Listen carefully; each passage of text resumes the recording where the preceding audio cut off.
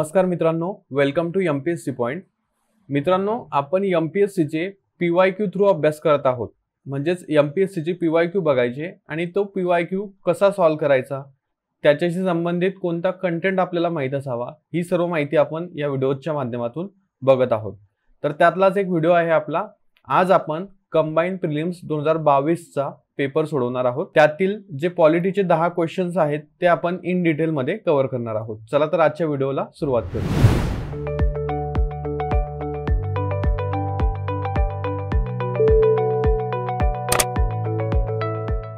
तर बघा मित्रांनो, पॉलिटीच्या 10 प्रश्नांपैकी पहिला प्रश्न आपल्या समोर आहे 16 नंबरचा. राज्यपाल पदाच्या कालावधीबाबत खालीलपैकी कोणती कथने बरोबर आहेत. बघा, जे कीवर्ड्स असतात प्रश्नामध्ये ते व्यवस्थित रीड केले पाहिजे. कोणती कथने बरोबर आहेत असं विचारलेलं आहे. म्हणजे यापैकी राईट स्टेटमेंट आपल्याला शोधायची आहे. मग एक एक स्टेटमेंट वाचायचं. बघा, राष्ट्रपतींची मर्जी असेपर्यंत राज्यपाल आपल्या पदावर राहतात. अगदी बरोबर. राज्यपाल स्वखुशीने आपल्या पदाचा राजीनामा देऊ शकतात. हे देखील बरोबर आहे. राजीनामा कोणाकडे देतात? राष्ट्रपतीकडे. त्यानंतर राज्यपालांची नियुक्ती सर्वसाधारणपणे 5 वर्षासाठी असते. हे देखील बरोबर आहे. दुसरी व्यक्ती पद स्वीकारेपर्यंत राज्यपाल आपल्या पदावर राहतात. Exactly correct. म्हणून इथे जे 4ही ऑप्शन्स दिलेले आहेत तर ते 4ही करेक्ट आहेत. म्हणजे वरीलपैकी सर्व विधाने बरोबर. मग आता हे तर झालं उत्तर. पण आता याविषयी थोडी एक्स्ट्रा माहिती जी एक्झाम दृष्ट्या महत्त्वाची आहे आणि बऱ्याच वेळा राज्यपालावरती प्रश्न आल्यानंतर ती माहिती रिपीट होते, ती आपण आता बघूया. मित्रांनो, भारतीय राज्यघटनेचा भाग 6 जो आहे तो राज्याशी संबंधित आहे आणि त्यामध्ये जर तुम्ही कलम 156 बघितली, कलम 156, बघा आता ज्या राज्यपालासंबंधी कलम आहेत त्या तुम्हाला माहीत असाव्या. जसं की 153 कलम एक राज्यपाल असतील. त्यानंतर 154 मध्ये राज्याचे कार्यकारी अधिकार राज्यपालाच्या ठायी असतील. 155 मध्ये काय दिलेलं आहे? 155 मध्ये आहे त्याची अपॉइंटमेंट. त्यानंतर 156 मध्ये काय दिलेलं आहे? 156 मध्ये आहे टेन्युअर म्हणजे कालावधी, म्हणजे राज्यपालाचा कालावधी, पदावधी, राज्यपालाचा पदावधी. बघा, याची पुढची कलम देखील आपण इन शॉर्ट बघूया. इथे 157 मध्ये काय दिलेलं आहे? पात्रता. त्यानंतर 158 मध्ये अटी दिलेल्या आहेत राज्यपाल पदाच्या. 159 मध्ये शपथविषयी दिलेला आहे राज्यपालासंबंधी. 160 मध्ये जर तुम्ही बघितलं तर जे काही इमर्जन्सी प्रोव्हिजन्स असतात त्याबद्दल दिलेलं आहे. 161 मध्ये तुम्ही बघितलं तर राज्यपालाचा पार्डनिंग पॉवर म्हणजे क्षमा देण्याचा अधिकार असं आपण म्हणू शकतो. अशा प्रकारे हे राज्यपालासंबंधी महत्त्वाची कलमं आहेत. पाठच करून ठेवा. कलम 156 मध्ये राज्यपालाचा पदावधी किंवा कालावधी सांगितलेला आहे. मग यामध्ये काय काय सांगितलेलं आहे बघा, ते महत्त्वाचं आहे आपल्यासाठी. एक म्हणजे राज्यपाल राष्ट्रपतीच्या मर्जीने पद धारण करतो. मर्जीने पद धारण करतो म्हणजे राज्यपालाचा जो कार्यकाल आहे तो राष्ट्रपतीच्या मर्जीवरती अवलंबून आहे असं आपल्याला या 156 मध्ये सांगितलेलं आहे. आणखी जर बघितलं आपण 156 मध्ये इन डिटेल मध्ये, तर याचा अर्थ काय निघतो की राष्ट्रपती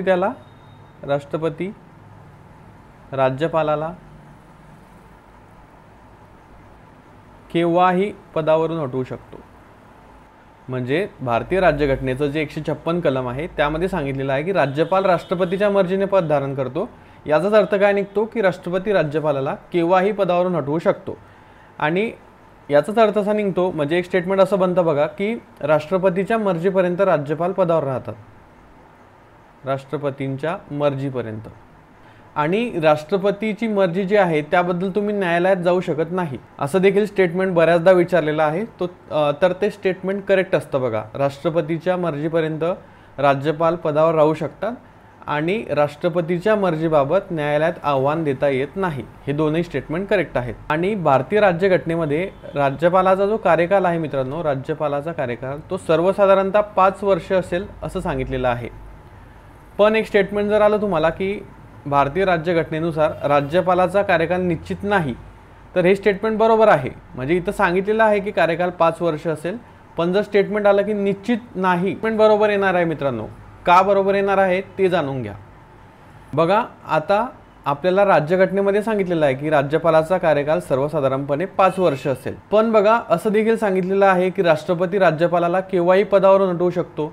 म्हणजे हा कार्यकाल निश्चित आहे का? नाही. कन्फर्म एखादा व्यक्ती राज्यपाल बनला तर तो कन्फर्म 5 वर्ष राहीलच का? याची निश्चिती नाही. म्हणून हे जे निश्चितीचं स्टेटमेंट आहे ते तुम्ही काळजीपूर्वक वाचायचं आहे. म्हणजे असं जर आयोगाने दिलं असेल भारतीय राज्यघटनेमध्ये राज्यपालाचा कार्यकाल निश्चित आहे, तर हे स्टेटमेंट चुकीचं होतं. म्हणजे कार्यकाल निश्चित नाही हे स्टेटमेंट बरोबर होतं. समजलं असेल तुम्हाला. नेक्स्ट क्वेश्चनकडे आपण जाऊया.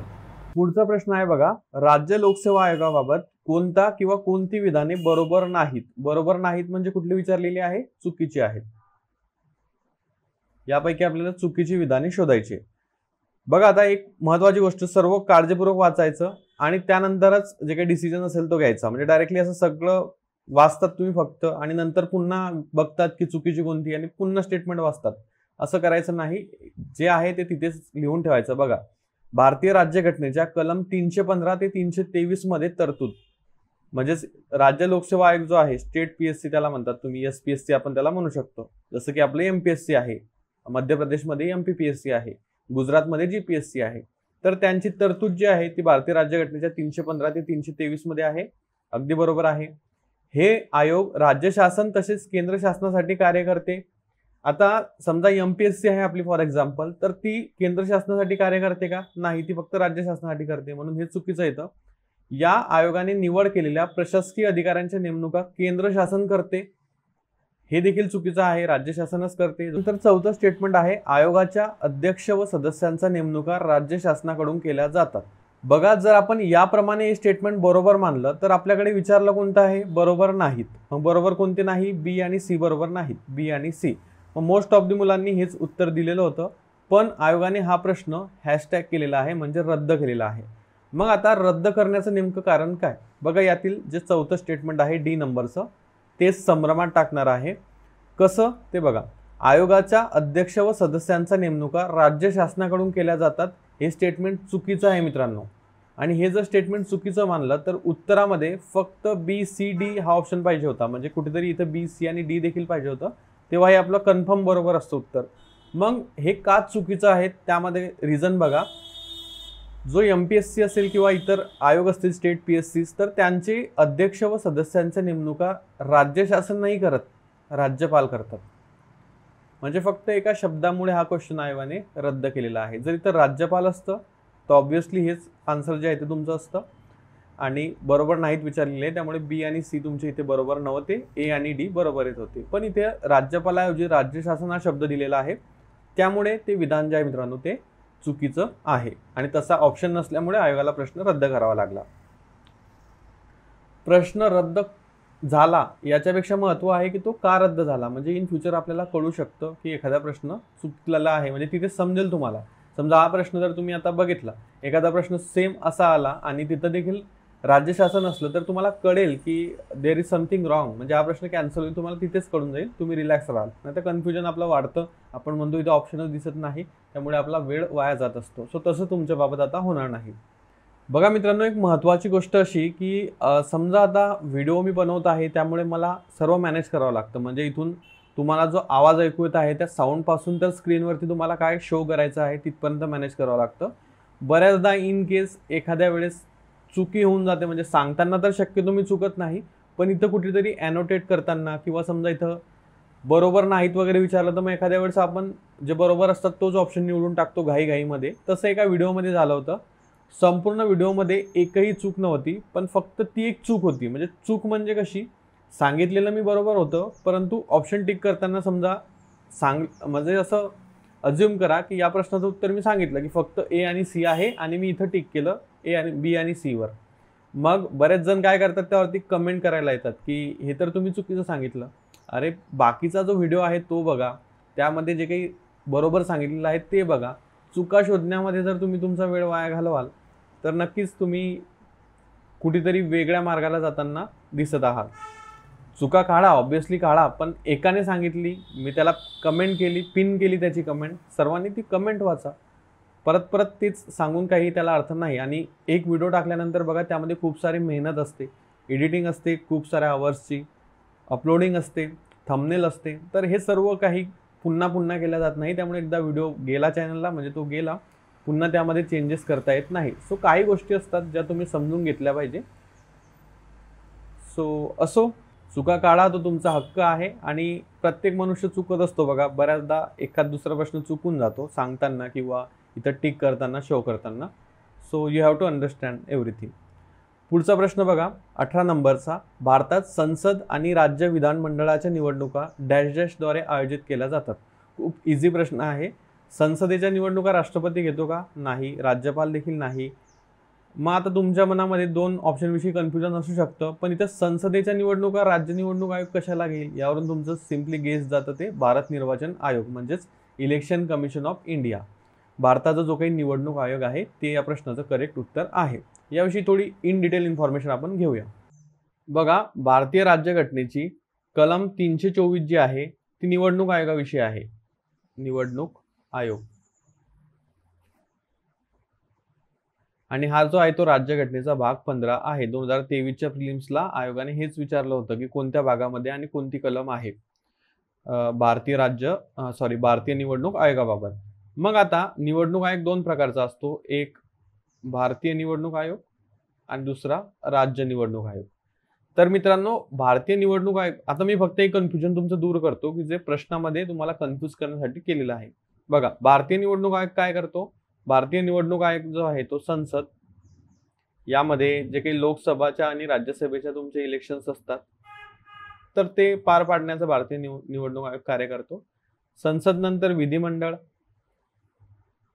विधिमंडळ म्हणजे काय तर विधानसभा आणि विधान परिषद. ज्या राज्यांमध्ये विधानसभा असेल तिथे फक्त विधानसभेच्या, आणि जर द्विगृही कायदेमंडळ असेल तर तिथे विधानसभा आणि विधान परिषद दोन्हींच्या निवडणुका घेण्याचं काम भारतीय निवडणूक आयोग करतो. त्यानंतर अजून जर आपण बघितलं तर राष्ट्रपती आणि उपराष्ट्रपती यांच्या निवडणुका, ज्या की गुप्त मतदान पद्धतीने होतात आणि तुम्हाला माहित असेल की त्यांच्या निवडणुका कशा होतात. सो ते घेण्याचं काम जो आहे तो भारतीय निवडणूक आयोग करतो. मग आता राज्य निवडणूक आयोग कोणाच्या निवडणुका घेतो? राज्य निवडणूक आयोग देखील असतात, महाराष्ट्रामध्ये देखील आहे. सो राज्य निवडणूक आयोग काय करतात बघा, स्थानिक स्वराज्य संस्थांच्या निवडणुका घेतात. स्थानिक स्वराज्य संस्था.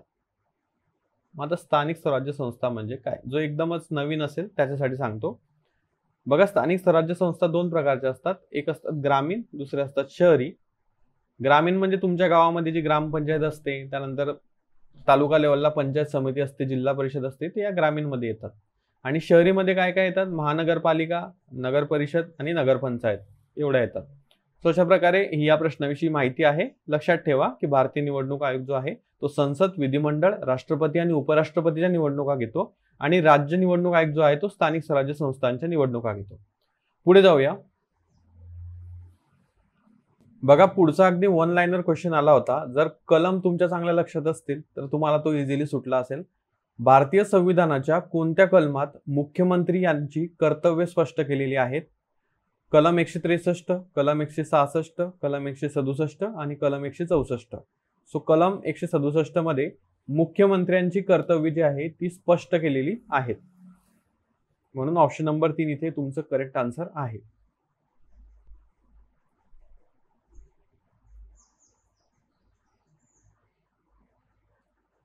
बघा आता कलम 167. कलम 167 मध्ये काय दिलेलं आहे तर मुख्यमंत्र्यांची कर्तव्ये. मुख्यमंत्र्यांची कर्तव्ये यामध्ये काय काय येतं बघा, मी ओरली सांगतो तुम्हाला. जे काही राज्य विधिमंडळाचे निर्णय असतात ते राज्यपालाला कळवणे हे एक मुख्यमंत्र्याचं कर्तव्य आहे. जो काही प्रशासनाचा कारभार आहे त्याविषयी राज्यपाल जी माहिती मागेल ती त्याला देणे, पुरवणे हे एक मुख्यमंत्र्याचं कर्तव्य यामध्ये सांगितलेलं आहे कलम 167 मध्ये. जर एखाद्या मंत्र्यांनी निर्णय घेतला असेल तर ती बाब मंत्रिमंडळाच्या समोर मांडणे हे देखील मुख्यमंत्र्याचं एक कर्तव्य आहे. आता या संबंधी अजून काही कलम आहेत बघा ज्या वारंवार विचारल्या जातात. कलम 163 यामध्ये सांगितलेलं आहे विवेकाधिकारातील कामे वगळता राज्यपालाला सहाय्य करण्यासाठी, सल्ला देण्यासाठी मुख्यमंत्र्यांच्या नेतृत्वाखाली मंत्रिमंडळ असेल.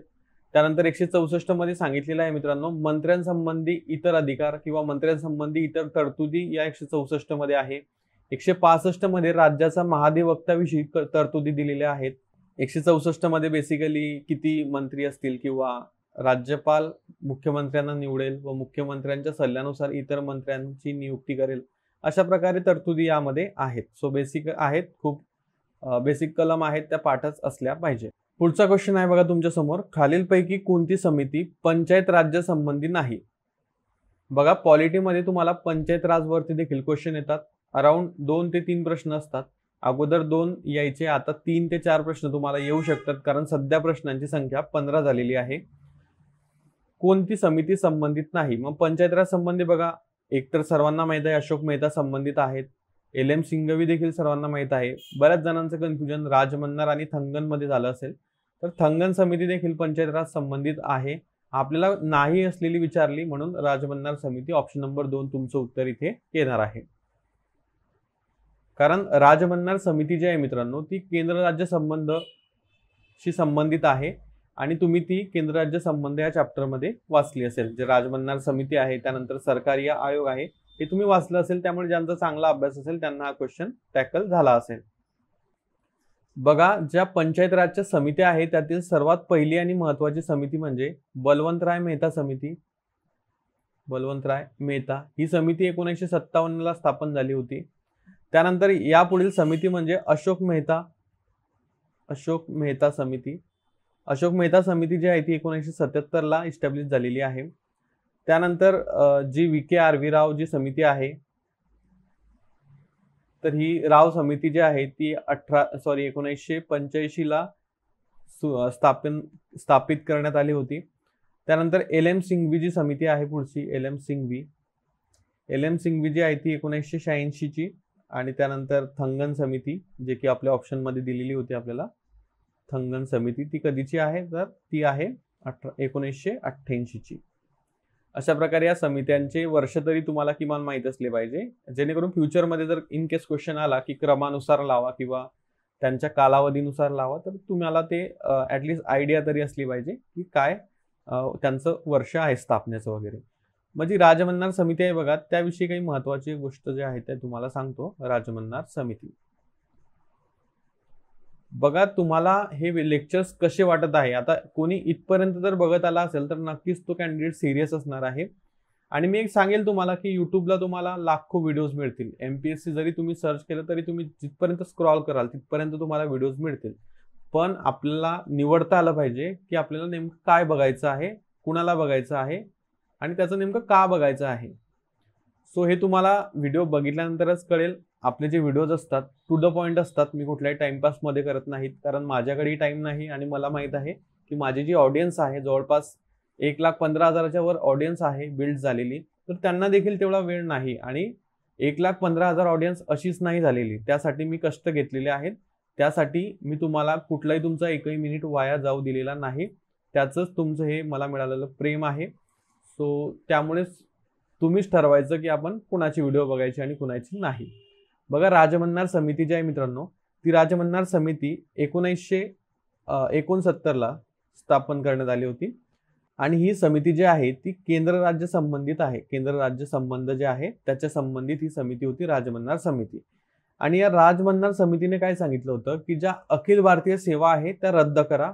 ही एक महत्वाची शिफारस किंवा त्यावेळेस असलेली महत्वाची शिफारस जी आयोगाला देखील बऱ्याच वेळा विचारून झालेली आहे. अखिल भारतीय सेवा रद्द करा, राजमन्नार समितीने सांगितलं होतं. सरकारी आयोग वगैरे पुढचं तुम्हाला माहित आहे. सरकारी आयोग यावरती देखील क्वेश्चन आला होता. याचे सदस्य तुम्हाला विचारले होते कोण नव्हते म्हणून. इथं शिवरामन आणि सेन तुम्हाला दिले होते. एक तिसरा ऑप्शन दिला होता आणि यापैकी नाही दिलं होतं.